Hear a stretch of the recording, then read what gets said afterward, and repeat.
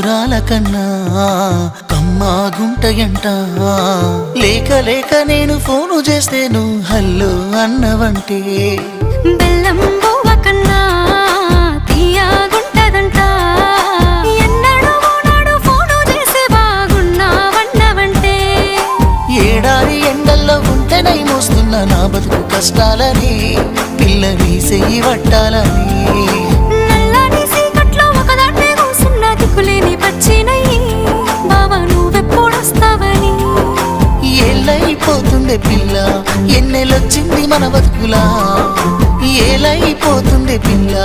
ఏలు వట్టంగా వస్తున్నాగా ఇన్నాళ్ళ ఎడబాటు ఎడవాసిపోతుందిలే ఈ సీనయ్య గుంటున్నదే సినదారా నీ కోసము ఈ దూరాన్ని చెరుపుతూ తీరాల తెగిరింది అందా